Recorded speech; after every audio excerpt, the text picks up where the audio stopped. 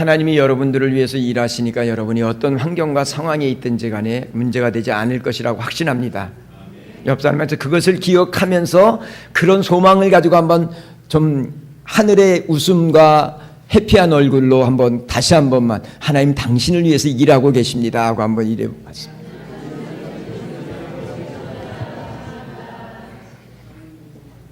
여러분, 자식 많으면 바람잘 날 없다 그러죠. 무슨 얘기예요? 인생 살면서 자식들이 이런 일 저런 일로 좀 힘들면 부모 마음이 어떻다고요? 다 큰 자식인데도 불구하고 자식이 집안에 걱정스러우면 부모가 다 세상 짊어지고 걱정 속에 한숨 쉬고 살잖아요.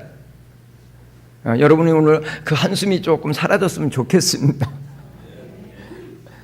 근데 또 자식이 좋은 일 있으면 어때요? 그냥 뭐 자랑하고 싶고 막 그냥 행복하잖아요. 여러분, 하나님이요 우리를 자녀 삼아 놓으시고 우리가 즐거워하고 기뻐하는 것을 주님이 좋아하세요. 그걸 원하세요. 성도들이, 하나님의 자녀들이 여러분 이 땅에서 고민에 막 찌들어 살고 걱정 근심에 찌들어 살면 하나님이요 굉장히 마음 아파해요. 왜? 하나님이 나보다, 내 자식을 사랑하는 것보다 하나님이 나를 더 사랑하시기 때문에 사랑하는 내가 막 근심하고 걱정하면요 하나님이요 너무너무 가슴 아파하세요. 내가 좋아하면요 하나님도 덩실덩실 춤을 추세요. 여러분, 하나님 예수님을 이 땅에 보내신 이유가 뭐예요? 예수님을 이 땅에 보내신 이유를 하나님의 기쁨과 평강을 잃어버린 저와 여러분들에게 하나님의 기쁨과 평안을 회복해 주시기 위해서 보내신 거 아니에요? 단지 구원받고 천국 가는 그게 아니라 그 기쁨을 회복하고 평강을 회복하면서 정말 하나님의 거룩한 자녀로서 복 있는 자로 살게 하기 위해서 하나님이 예수님이 이 땅에 보내셨고 십자가에 죽기까지 하나님께서 우리의 기쁨과 평강과 풍성한 은혜의 삶을 살라고 보내주신 거예요. 예? 그것을 누릴 수 있는 길이 뭘까요? 그 하나님이 주신 기쁨, 평안, 풍성한 은혜의 삶을 사는 비결이 뭐예요? 그게 믿음이에요. 그래서 금보다 귀한 것이 믿음이라고 그러는 거예요. 금이 최고가 아니라 금보다 귀한 게 여러분이 이미 선물로 받은 믿음이 여러분 금보다 귀한 것이에요. 그래서 그 믿음을 가지고 여러분들이 기뻐하고 즐거워하고 살 때 어떻게 기뻐하고 살라고요? 어떻게 기뻐하고 살라고요? 데살로니가서에서 얘기했잖아요. 참 말 안 해도 알아들어야지요. 하나님이 그렇게 항상 기뻐하면서 살아가는 여러분들을 보면서 즐거워하고 기뻐하신다니까요. 그게 믿음이에요. 참된 믿음은 뭐로 나타나냐면 항상 기뻐하는 것으로 나타나는 거예요. 근데 그게 쉽지 않더라고요. 그죠? 그게 쉽지 않지요. 자, 오늘 말씀 1절에 보면 끝으로 나의 형제들아 그랬어요. 이 끝으로라는 단어를 직역하면 남은 문제는 나의 형제들아 그런 뜻이에요.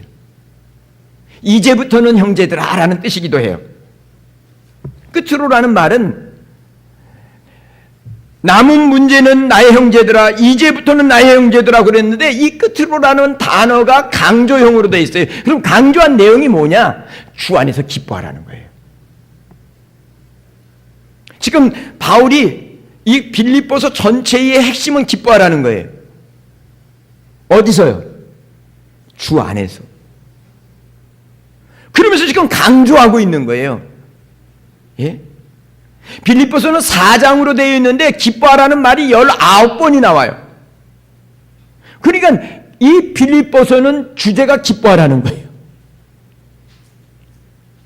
바울이요 여러 가지 인생의 문제로 근심하고 두려워하는 성도들에게 이제부터는 어떤 문제 앞에서도 기뻐하며 살라는 거예요. 그게 믿음이라는 거예요. 그게 하나님이 너에게 선물로 준 믿음으로 사는 것이라는 거예요. 아유, 목사님, 교회에서는 기뻐할 수 있는데요, 집에 가면 안 되고요, 삶의 현장에 가면, 삶 속에서는 안 됩니다. 그러면 그 믿음이 병들었다는 거예요. 여러분, 모든 삶의 현장이 곧 믿음의 현장입니다. 믿음 따로, 믿음 생활 따로, 내가 살아가는 삶 따로따로라면 그 믿음은 반쪽짜리 믿음인데 사실은 죽은 믿음이거든요. 그러므로 참 믿음은요, 삶 속에서 항상 기뻐하며 사는 것이에요. 잘 한번 생각해 보세요. 여러분이 믿음으로 산다고 그러면서 매일 원망하고 불평하고 산다면 그게 어떻게 참된 믿음의 생활이라고 할 수 있겠습니까? 여러분, 참된 믿음은 어떤 형편과 상황에서도 기뻐하고 사는 것이에요. 어떤 종교적인 형식, 이게 믿음이 아니에요. 기쁨이 사라진 믿음이라면 거짓 믿음이든지 죽은 믿음이든지 병든 믿음이든지 셋 중에 하나일 겁니다. 병든 믿음이면 회복되시기 바랍니다. 죽은 믿음이라면 죽은 자를 살리시는 하나님의 은혜하여서 정말 다시 한번 믿음이 살아날 수 있게 되기를 바랍니다. 거짓된 믿음이라면 거짓된 믿음에서 참 믿음으로 여러분 열차 갈아타시기 바랍니다. 거짓 믿음으로 살아가면 안 되잖아요. 좀 갈아타야죠. 바울은요, 누구보다도 하나님을 잘 섬기고자 하는 열정으로 가말리아 문화에서 그 당시에 하버드 대학 같은 데서 여러분 철저하게 훈련을 받았어요. 또 바리새의 문파에서 철저하게 훈련을 받았어요. 그리고 정말 자기 의와 열정과 그런 것을 가지고 종교적으로 살아보려고 애를 썼어요. 하나님을 섬기면서 산다고 애를 썼어요. 그때 바울의 마음은 오호라 나는 곤고한 사람이로다. 누가 나를 이 사망의 몸에서 건져내랴. 죄책감과 두려움에 떨며 살았어요. 그런데 여러분, 그런 두려움과 떨림을 얘기하기는 자존심 상하고 그래서 그것을 드러낼 수는 없었고, 내가 열심히 부족한가 봐. 그래서 더 열정적으로 예수 믿는 사람을 잡아 죽이고 옥에 가두려고 여러분 그렇게 정말 앞장을 섰어요. 그런데 그런 짓눌리는 사망의 죽음의 그늘이 자기를 짓누르는 것에서 벗어날 수가 없었어요. 그런데 여러분, 예수님을 만난 뒤 그 원인이 정말 자기의 열정과 자기 의를 주장하려고 하는 죄 때문이라는 것을 깨닫게 됩니다. 그리고 예수님을 의지합니다. 정말 바울은 그 예수님을 의지하고 믿음으로 의로운 하나님의 백성이 돼서 지금은 감옥에 갇혀 있지만 오히려 그 감옥 속에서 기뻐하고 즐거워하고 살고 있습니다. 믿음의 주가 되신 예수님 안에서 거하면서 그 감옥에 살지만 환경은 감옥이지만 이 바울은 예수 안에 살면서 그 안에서 기뻐하고 즐거워하고 감사하고 사는 것입니다. 그러므로 확신을 가지고 담대하게 지금 이 필리포 성도들뿐 아니라 저와 여러분들에게 여러분 주 안에서 기뻐하라고 정말 빨간 볼펜으로 언더라인을 꽉 쳐갖고 강조하면서 주 안에서 기뻐하고 즐거워하고 살라고 지금 말씀하고 있는 거예요. 그게 믿음 생활이라는 거예요. 자, 그렇다면 첫 번째로 우리가 생각해야 될 것은 주 안에서 누리는 기쁨이 뭘까? 바울은 어떤 주 안에서 그런 기쁨을 누렸을까? 감옥에서 살지만 기뻐할 수 있는 그 기쁨이 대체 뭘까? 여러분, 그것은 저는요 두 가지로 요약할 수 있다고 생각합니다. 뭐 성경 전체에 모든 것이 있지만 두 가지로 요약할 수 있는데, 첫째는요 구원의 기쁨입니다. 온 세상을 다 주고도 얻을 수 없는 영생의 기쁨이라는 말입니다. 지옥의 저주에서 벗어나는 기쁨입니다. 다윗이 죄악에 짓눌려서 마음이 갈라져 버렸던 그 가운데서 죄 사함의 기쁨입니다. 여러분, 오라 나는 망하게 되었다고 말하면서 누가 나를 이 사망의 몸에서 건져내려고 울부짖던 이 바울이 사망에서 자신을 풀어주신 구원의 기쁨, 참된 자유의 기쁨, 여러분 이 기쁨을 만끽하면서 여러분 주님 안에 사니까 감옥 속에서도 그 기쁨을 만끽하는 거예요. 여러분 바울만 그런 게 아니에요. 수가성의 우물가의 여인은 어땠어요? 사람들 눈치 보면서 사람들 없는 대인 기피증에 오늘로 말하면 그게 대인 기피증이에요. 예? 현대의학은 그런 걸 다 의학적으로 분류해놔서 얘기하는데 그게 대인기피증이에요. 사람들이 있는 데서는 갈 수 없고 그래서 사람들 피해서 대낮에 아무도 안 가는 우물가에 대낮에 가서 정오 시간에 가서 물을 깃는다는 얘기는 사람이 없는 그때는 안 가거든요. 중동 지역은 정오가 되면 다 낮잠 자든지 그늘에 쉬고 있지 일을 안 하거든요. 근데 그 시간에 가서나 사람 없으니까 물을 길러 올 정도라면 이 사마리아 성의 우물가의 여인은 대인 기피증에 걸릴 만큼 인생의 무거운 짐을 지고 있었던 여인이에요. 나름대로는 좀 더 기쁘고 평안하게 살아보려고 이 남자도 만나보고 저 남자도 만나보고 나름대로는 패션과 유행에 걸맞게 남들보다 앞서가는 인생을 살았는지 몰라요. 좀 좋은 면으로 생각해 보면요. 예? 그러나 참된 기쁨이 없었어요. 근데 예수님을 만나자 어떻게 됐어요? 예수님을 만나자 이게 완전히 뒤집어져 버립니다. 그래서 물동이를 내버려 두고 사마리아 성에 들어가서 내가 만난 이분을 만나보라고, 이분이 우리가 기다리던 메시아가 아니냐고, 구세주가 아니냐고. 여러분 그렇게 사람들 앞에 당당하게 예수를 자랑하는, 내가 만난 이분을 한 번 더 만나보라고 얘기할 만한 이 놀라운 구원의 기쁨과 감격으로 바뀌어져 버렸다는 얘기예요. 대인기피증에서 벗어나 버렸다는 얘기예요. 이 기쁨, 예수 안에서 이 기쁨을 누리는 거예요. 지금 바울은 이런 기쁨을 가지고 있는 거예요. 예? 두 번째로 기쁨은 뭘까? 여러분 모든 아픔과 실패와 고통까지 합력하여 선을 이루어 주시는 기쁨이에요. 자기는, 바울은요 죄인의 개수라고 고백하잖아요. 그건 자기 인생의 실패를 얘기하는 거예요. 근데 그런 나를 들어서 하나님의 거룩한 복음의 일꾼으로 삼아주신 하나님 너무너무, 그래서 그 죄인의 개수라고 하는 사실 때문에 교만할 수 있어요, 없어요? 하나님이 이것을 기억하면서 겸손하게 하나님의 은혜만을, 예수 그리스도만을 자랑하면서 살아갈 수 있도록 나를 이렇게 바꾸어 주셨으니 그 은혜가 너무 감사한 거예요. 예? 여러분 뿐만 아니라 지금 바울은 감옥에 갇혔잖아요. 세상적으로 보면은 이거는 실패한 인생이잖아요. 근데 바울은 감옥에 갔는데 가서 보니까는 그곳에서 예수 전할 사람들이 너무 많은 거예요. 그곳에서 시저 황제의 근위병들에게 만나서 예수를 전하는 거예요. 이 사람들이 죽게로 돌아오는데 보니까 어느 날은 바울 선생님, 저는 스페인 쪽으로 발령을 받아서 그쪽 지역으로 가게 됐습니다. 그럼 그곳에 가서 예수 전하십시오. 할렐루야. 야, 하나님이 이렇게 감옥에서도 이제는 바울이 로마에 가서 복음 전하기를 얼마나 원했어요? 너무너무 원했거든요. 그런데 방법은 자기 방법대로 된 게 아니에요. 하나님이 죄인의 방법으로 거기다 갖다 놨는데, 근데 묘한 게 죄인으로 로마 감옥에 갇혔는데 로마에서 기득권을 가진 권력자들 주변에서 그 평상시에 잘 만날 수 없는 사람들을 만나면서 복음 전할 수 있게 됐다는 사실이에요. 그러니 감옥에 갇힌 것도 할렐루야지.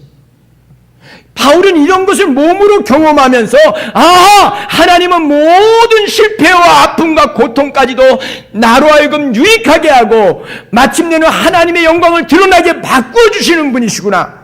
그것을 생각하니까, 그 믿음을 가지고 있으니까 기뻐할 수 있는 거예요. 여러분, 우리 믿음의 선배들이 고난도 내게 유익이라. 할렐루야.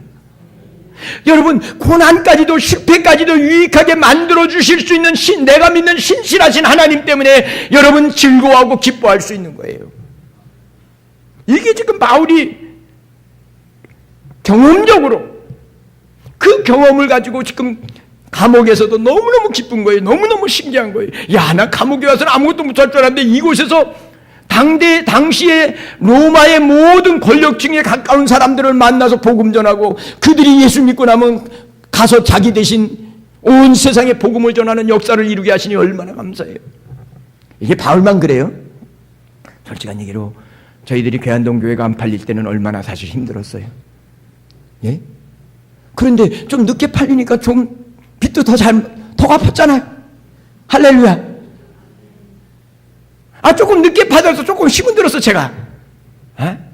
그냥 춥고 더운 데서 살아야 되고, 그냥 비만 오면, 이렇게 비 내리면요, 집사람이 저는 그냥 전전긍긍 어디서 새는 데가 없을까 싶어서 막 그러고는 살았어. 근데 보니까는 우리가 팔고 싶을 때 파는 것보다는 한 2억은 더 갚았잖아. 합력의 선을 이루신다니까요. 그냥 믿고 가요. 그냥 기뻐하고 살아요. 지금 바울 그 얘기하고 있는 거예요. 예? 사랑하는 성도 여러분, 예수님께서 요한복음 15장 15절에 보면요, 내가 이것을 너희에게 이르면 내 기쁨이 너희 안에 있어 너희 기쁨을 충만하게 하려며 이랬어요. 예수님의 기쁨. 예수님은요, 십자가를 지고 갈 때 인상 쓰고 안 갔어요. 예수님 십자가를 지고 갈 때요, 이사야 53장의 어린 양의 비유를 들면서요, 그게 당신 스스로 즐겁게 그것을 지고 갔다라는 표현으로 쓰고 있어요. 예? 여러분, 오히려 기쁨으로 그 길을 걸어간 거예요. 왜? 사랑하는 저와 여러분들을 살릴 수 있고 구원할 수 있으니까요. 기쁨으로 십자가의 길을 간 거예요.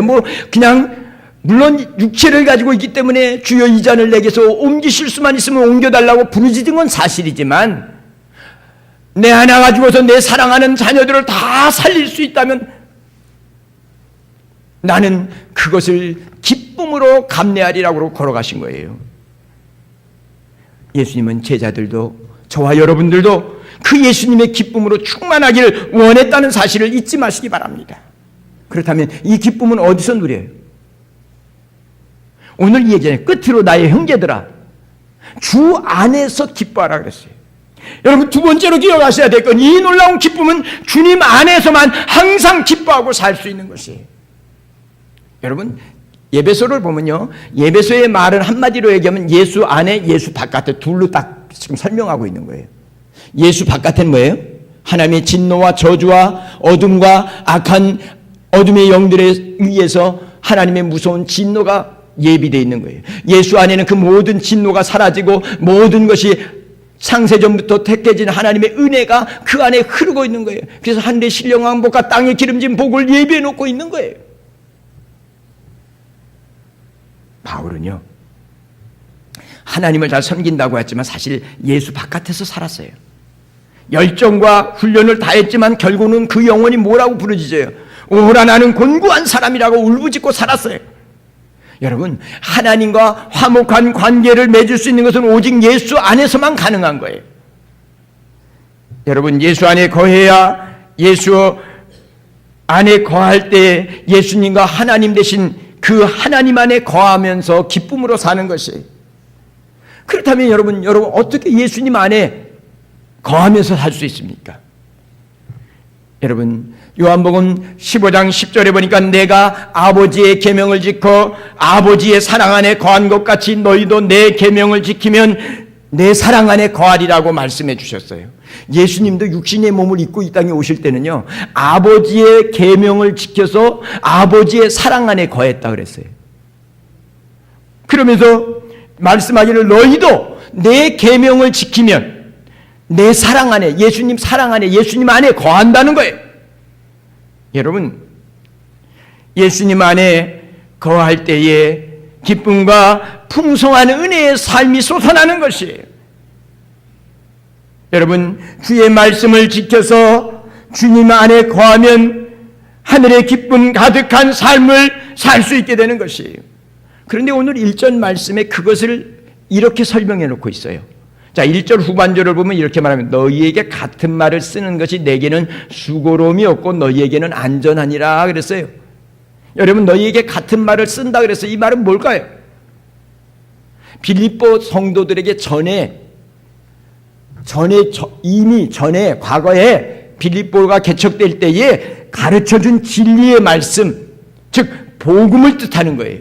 이전에 가르쳐준 진리의 말씀 안에 거하는 것이 너희에게 안전하다는 것이, 그게 바로 진리의 말씀 안에 거하는 것이 예수님 안에, 주 안에 거하고 항상 기뻐하며 사는 비결이라는 거예요.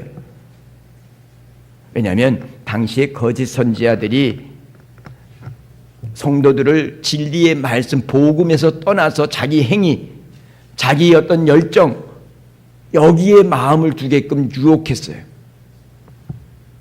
여러분, 진리의 말씀을 떠나는 순간 기쁨도 평안도 사라져버린다는 것을 바울은 경험했던 사람이,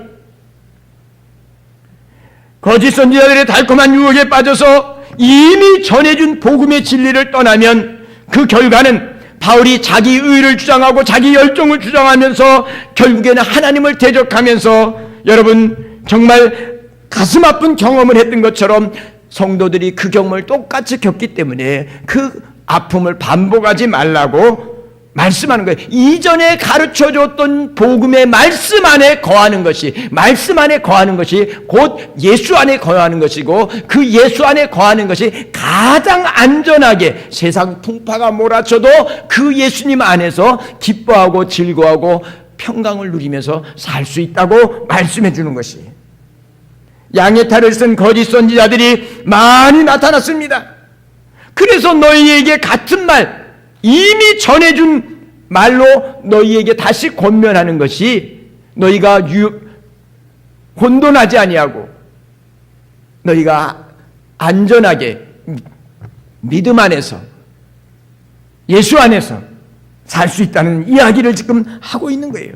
당시의 유대주의자나 율법주의자들뿐 아니라 영지주의자들까지 있어서 아주 짜릿짜릿한 이상한 것들을 가지고 성도들을 예수 바깥으로, 주 안에 살지 못하고 주님 바깥에서 자기 중심으로 세상의 헛된 거짓된 선지자의 미혹에 빠져서 살도록 유혹을 했던 것이. 그렇기 때문에 바울은 빌립보 교회 성도들에게 이미 전해준 진리의 말씀 안에 거하는 것이 예수 안에 거하는 것이고 안전한 것이고, 너희들이 그 모든 환난과 핍박과 유혹 속에서도 정말 참된 믿음을 가지고 기뻐하면서 살아가는 것이라고 지금 말씀하고 가르쳐주고 있는 것이. 그러므로 사랑하는 성도 여러분, 우리는 하나님의 말씀 안에, 하나님의 말씀을 사모하고 주야로 묵상하면서 주의 말씀을 지키면서 주님 안에 거할 때에 하늘의 기쁨으로, 주 안에서 바울이 누렸던 그 구원의 기쁨과 모든 것을 합력하여 선물해 주시는 그 신실하신 하나님 때문에 즐거워하고 기뻐하는 복된 성도들이 되리라고 확신합니다. 그런데 우리가 주 안에 살지만, 바울은 주님 안에 살고 주님 안에 그 은혜가 있다고 이야기하면서도 너희가 세상 속에 살기 때문에 삼가 조심할 것이 있다고 지금 말씀하고 있어요. 여러분, 하나님 주신 기쁨 항상 기뻐하면서 기쁨 충만한 신앙생활을 원한다면 여러분 삼가해야 될 게 있다는 거예요. 왜냐하면 에레미야 5장 25절에 말씀한 것처럼 너희 허물이 이러한 일들을 물리쳤고 너희 죄가 너희로부터 오는 좋은 것들을 막았다 그래서, 너희에게로부터 오는 좋은 것, 하나님으로부터 오는 모든 좋은 것들을 다 막아버린 게 죄악이라는 거예요. 허물이라는 거예요. 이사야 59장 2절도 오직 너희 죄악이 너희와 하나님 사이를 갈라놓았고 너희 죄가 그의 얼굴을 가리어서 너희에게 듣지 아니하시게 하였다라고 말씀하고 있어요. 즉 한마디로 얘기하면 하나님으로부터 오는 기쁨과 평안과 그 모든 좋은 것들이 죄라는 것 때문에 하나님과의 관계를 막아버려서 여러분 정말 기쁨 충만한 삶을 살 수 없게 됐다는 것을 말하는 거예요. 그래서 성도들에게 조심하라고 이렇게 경고를 하고 있다는 사실을 잊지 마시게 되길 바랍니다. 여러분, 우리가 주님이 주신 기쁨을 소멸치 아니하고 기쁨 충만한 신앙생활하기 위해서는 오늘 말한 대로 개들과 행악자들을 삼가해야 된다는 말입니다. 여러분, 이 개들을 삼가고 행악자들을 삼가라는 말은 거의 같은 맥락을 가지고 있어요. 중동에는요, 이렇게 개들을 집에서 키우지 않아요. 우리는 그래도 집 밖에라도 키웠잖아요. 이 중동 지역은 개를 그렇게 별로 좋아하지 않아서 이 마을에도 개가 들어오면 돌멩이를 던져서 쫓아버렸어요. 그래서 중동의 그 건설 현장에 갔다 온 분들은 중동 아마 할 것 같은데, 개들이 동네에 있지 아니하고 주로 야상에서 이렇게 무리 지어 댕겨요. 들개가 되어버려요. 들개. 예? 여러분, 들개를 지어서 들개들이 떼를 지어 다니면서 서로 물어뜯고 싸우는 이것이 이 개예요. 여러분, 예수님도 그래서 개들을, 거룩한 것을 개들에게 주지 말라고 경고하셨어요. 거룩한 것을 분별하지도 못하고 서로 물어뜯고 싸우기 때문입니다. 여러분, 개가 윤리도덕이 있습니까? 양심이 있습니까? 자기 배만 채우기 위해서 물어뜯고 싸우는 존재들이란 말이에요. 이런 사람들을 조심하라는 거예요. 성도들이 이런 것들과 어울리다 보면 똑같아지는 것입니다. 개만도 못한 인간들이 얼마나 많은지 삼가 조심해야 합니다. 함께 어울리다 보면 개보다 못한 인간으로 전락하여 하나님의 영광을 가리기 때문입니다. 개하고 싸우면 어떻게 될까요? 이기면 개보다 독한 놈이 되는 거고, 지면 개만도 못한 거고, 그러니까 아예 어울리지 않는 게 땡이요. 그러니까 개들을 상하고 행악자들을 상가하라는 것이 그런 개의 습성을 가지고 떼거지로 몰려다니며 있는 이런, 그러면서 악을 행하는 이런 행악자들을 삼가라고 말하는 거예요. 여러분, 예수 믿고 하나님의 거룩한 자녀들이 됐는데 개 같은 인생을 살아서야 되겠습니까? 그런데 교회의 공동체 안에 개들처럼 떼를 지어서 자신들의 이익을 위해서 물고 뜯고 교회를 회파하는 무리들이 있다는 거예요. 하나님의 영광은 도무지 생각하지 않아요. 한 영혼이 기중하면 생각할 줄 몰라요. 내 이익을 위해서 저 영혼이 죽든 말든 하나님의 영광이 가리든 말든 상관하지 않아요. 그건 오늘 말씀대로 얘기하면 개 같은 인생을 사는 거예요.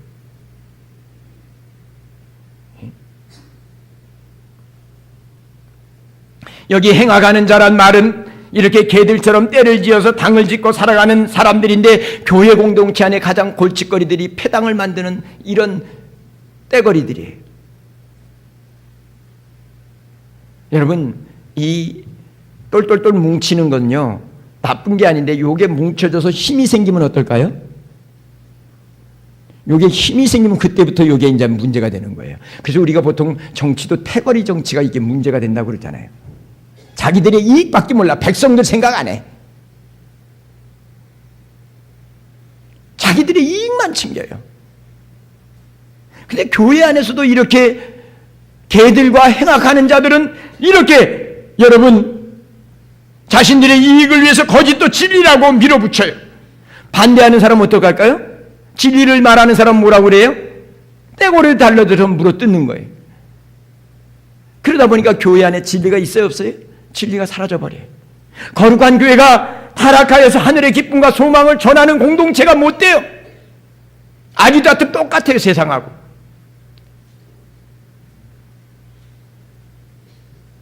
여러분, 교회가 조심해야 할 것 중에 하나가 좋아하는 사람끼리 똘똘 뭉치는 것이에요. 사람은 본능적으로 좋아하는 사람끼리 뭉치게 되어 있습니다. 그러나 교회는 나와 다른 사람을 수용하고 함께 할 줄 아는 교회가 참 믿음의 공동체예요. 왜요? 교회는요, 한 몸을 이루고 있는데 손만 10개 있어갖고 손만 10개 모여진 몸이면 어떻게 돼요? 그건 이상한 괴물이 되는 거예요. 괴물. 손이 있으면 발이 있고, 발이 있으면 옆구리가 있고, 예? 다 다르게 있는 거예요. 나와 다른 사람과 협력해서 한 몸이 잘 돌아가도록 하는 것이 여러분 올바른 믿음 생활이에요. 여러분, 사실 끼리끼리 모이면 좋을까요, 안 좋을까요? 내가 좋아하는 사람들끼리 자주 만나요. 이렇게 착해서 그런 사람들과 만나요. 만나면 좋아요, 안 좋아요? 좋죠. 내가 좋아하는 사람 만나 편안하고 만나면 편안한 사람만 만나면 좋죠. 예? 여러분, 근데 그것을 믿음이라고 착각하지 마세요. 그것이 너무 깊어지면요, 새로 오는 사람들이 그 공동체 속에 들어갈 수가 없어요. 한 몸으로 엮여질 수가 없어요. 그래서 의도적으로 주일날은요, 식당에 가서도 내가 얘기하잖아요. 좀 혹시나 이렇게 좀 저쪽에 혼자 밥 먹고 있는 사람 있으면 식판 들고 가서 한 주간 어떻게 됐냐고 먹어가면서 이야기도 좀 해주고 이야기도 들어주고 좀 이루고 살아야지. 만나는 사람들끼리만, 여러분, 그거는 어떻게 보면 재미는 있을 수 있어요. 그런데 그것은 올바른 믿음의 모습이 아닐 수도 있다는 것을 여러분 정말 조심해야 되는 것입니다. 참 믿음은 나와 다른 사람을 섬기면서 성령의 기쁨으로 충만해지는 공동체가 되어야 된다는 것을 잊지 마시게 되기를 바랍니다. 복 있는 사람은 이렇게 정말 악인의 꾀를 쫓지 않고 죄인의 길에 서지 않으면서 섬기는 자들이라는 것을 잊어버리지 마시기 바랍니다. 삼가해야 될 자들이 그것뿐 아닙니다. 몸을 상해하는 자들을 삼가하라고 말씀하고 있습니다. 여러분, 자기 몸을 상해한다는 것은 육체의 할례를 주장하는 율법주의자들을 의미하고 있는 것입니다. 율법주의자들은 율법을 지켜서 구원받을 수 있다고 주장하는 자들입니다. 그래서 할례를 받아야 믿음이 완성된다고 이야기하는 자들입니다. 뿐만 아니라 안식일을 지켜야 구원을 받는다고 얘기하는 사람들입니다. 여러분, 이런 사람들은 결국에 가면 형식주의에 빠지게 됩니다. 하나님이 가장 싫어하는 것 중에 하나가 마음이 빠진 예배와 거룩한 종교행위라는 것을 잊어버리지 마시기 바랍니다. 예수님 시대에 그래서 바리새인들이 마음은 다 다른 데가 있는데 하나님 앞에 거룩한 척, 기도하는 척, 예수님이 얼마나 가슴 아파하면서 독사의 자식들이라고 회칠한 무덤 같다고, 속에는 무덤에서 썩은 냄새가 나는데 겉으로는 거룩한 척 한다는 거죠. 책망하셨잖아요. 여러분, 믿음 생활에 규칙이 필요하고 좋은 습관이 좋은 인격을 만들기 때문에 필요합니다. 그러나 습관적인 신앙이나 형식주의에 빠지면 이상하게요, 기쁨이 사라져버립니다. 여러분이 습관적으로 무엇을 다 하고 있는데 기쁨이 빠져졌다면 여러분 빨간 등이 켜진 줄 알고 하나님 앞에 번쩍 정신을 차리고 무릎을 꿇어야 합니다.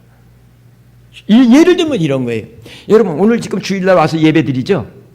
주일 아침 예배 드리잖아요. 이 주일 아침 예배는 무슨 기쁨을 가지고 와서 드려야 되잖아요. 주일 예배 드리는 이 의미가 뭐예요? 안식일을 이어서 드리는 거예요? 아니에요. 우리는 안식일을 지키는 게 아니에요. 이제 구원받았기 때문에 부활의 주님이 주일날 이 새벽에 부활하셨잖아요. 주일날 부활하신 날이잖아요. 부활의 기쁨과 감격을 가지고 와서 예배 드리는 거예요. 아이고, 주일날 오늘 가서 예배 안 드리고 한 주간이 찜찔해갖고 이거 안 되지. 아이고, 빨리 가서 주일날 예배 드리고 빨리 가야지. 이게 아니라고요. 여러분, 이 주일 아침은요, 부활의 감격을 가지고 나를 위해서 십자가에 죽으셨던 예수님이 부활하셔서 나에게 부활 소망을 주고 정말 부활의 영광 가운데 살 수 있는 은혜를 주셨구나. 이 감격을 가지고 와서 이날 세상 만사 다 젖혀놓고 우선순위로 부활의 기쁨을 가지고 와서 예배하는 게 주일 예배예요. 이 기쁨이 사라져버리고 주일날 안 가면 큰일 나지, 한 주간 동안 찜찔하지, 이런 마음이 되면 안 되는 거예요. 그건 병든 거예요. 정말 이곳에 와서 때로는 그 기쁨을 잃어버릴 수 있어요. 그러면 하나님이 이 기쁨이 주일 부활의 아침에 주님의 부활의 주님을 만나면서 주님의 음성을 들으면서 다시 한번 이 기쁨이 회복될 수 있게 해달라고 여러분 그 사모하는 마음을 가지고 와서 예배 드리는 것이 주일 예배예요. 여러분 11조를 드리고 열심히 봉사하는데 여러분이 그것이 무거운 짐으로 느껴진다면 여러분의 믿음에 지금 빨간 경고의 등이 켜지고 있다는 삐뽀 하고 지금 빨간 경고의 등이 켜지고 있다고 하는 사실을 아셔야 합니다. 여러분 11조 10개 중에 하나 아니에요. 이 모든 게 하나님 당신의 것입니다. 모든 것을 다 드리는 마음을 가지고 드리는 게 11조예요. 봉사요? 하나님이 나를 위해서 죽도록 섬기셨는데 나도 하나님 그 사랑을 가지고 섬깁니다. 이게 하나님 앞에서 우리가 기쁨으로 살아가는 믿음의 모습이에요. 만약 이런 것이 사라져버리면 기쁨도 사라져버리고요, 종교적인 자꾸 형식을 막 그걸로 뭔가를 만족을 누리려고 그렇게 형식주의, 종교주의로 빠져버리는 거예요. 사랑하는 성도, 이것에서 벗어나는 길은 다른 거 없어요. 예수님만 자랑하는 성도들이 되시기 바랍니다. 바울은 자랑할 것이 참 많았습니다. 그래서 그 뒤에 이제 조금 더 나가면 8절까지 쭉 나가면 그 나오는데요, 예수님만 자랑하는 이유가 있는데 그게 뭐냐면 그리스도를 아는 지식이 가장 고상하기 때문이라고 그래요. 그래서 자기는 자랑할 게 너무너무 많지만 다 배설물처럼 버렸다는 거예요. 하버드 대학 나온 명예 졸업장도 버렸고, 가말리아 문화의 바리새인이라고 하는 전통적인 것도 버렸고 다 버렸다는 거예요. 당시에 떠오르는 태양 같았던 아주 지도자였지만 그런 세상 명예도 다 버렸다는 거예요. 왜? 예수님만 자랑하면서 예수 그리스도를 알아가는 기쁨을 통해서 보니까는 그것만큼 고상한 게 없다는, 그것만큼 귀한 게 없다는 거예요.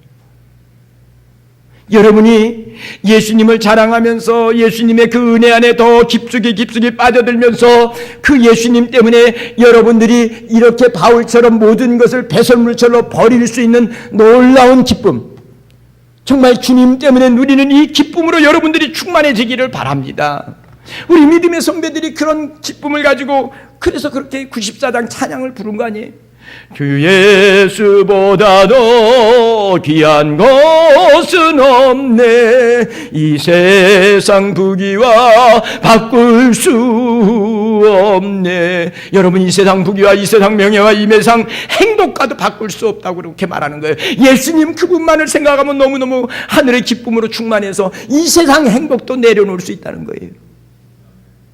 바울은 그래서 8절에 이 세상 모든 자기가 가지고 있던 기득권과 그 특권과 축복들을 다 배설물처럼 버렸다는 거예요.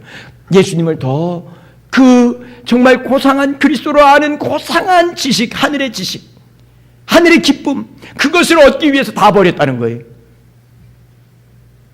여러분, 정말 날마다 예수 그리스도를 발견해가면서 이런 기쁨으로 충만한 복된 성도들, 기쁨의 이런 노래를 부르면서 하나님 앞에 영광을 돌리는 복된 성도들이 되시기를 바랍니다. 하나님 아버지는요, 우리가 기뻐하며 사는 것을 너무너무 좋아해서 믿음을 선물로 주셨습니다. 믿음에 주신 예수님도 내 기쁨을 너희에게 충만하게 해주려고 오셨다고 말씀하셨습니다. 그러므로 우리는 나를 죽기까지 사랑하신 하나님, 나를 위해서 지금도 새 일을 행하시는 하나님을 생각하면서 기뻐하며 사는 것이 참 믿음이에요. 이 믿음이 회복되시기를 축원합니다. 이 믿음이 충만해지시기를 축원합니다. 그래서 여러분들을 보고 저 사람들은 뭐 저렇게 행복하대, 나도 저 사람처럼 저렇게 행복했으면 좋겠어. 그리고 그 이유를 묻거들랑 예수님이 내게 이런 행복을 주었노라고 그 예수님을 자랑하면서 함께 이 기쁨의 삶을 사는 복 있는 성도들이 되시기를 주님의 이름으로 축원합니다. 기도하겠습니다. 사랑과 은혜가 많으신 하나님 아버지, 너무너무 고맙고 감사합니다. 세상에서는 기뻐하지만 하나님 돌았으면 근심과 걱정이지만 주 안에서는 근심거리도 기쁨거리로 바뀌어지고 고통도 유익하게 바뀌어지고 정말 하나님이 나를 구원하신 그 큰 은혜를 깨달아가면서 날마다 기쁨의 콧노래를 부르며 살아갈 수 있는 우리 성도들이 다 될 수 있도록 복의 복을 더하여 주시옵소서. 예수 그리스도의 이름으로 기도를 드리옵나이다.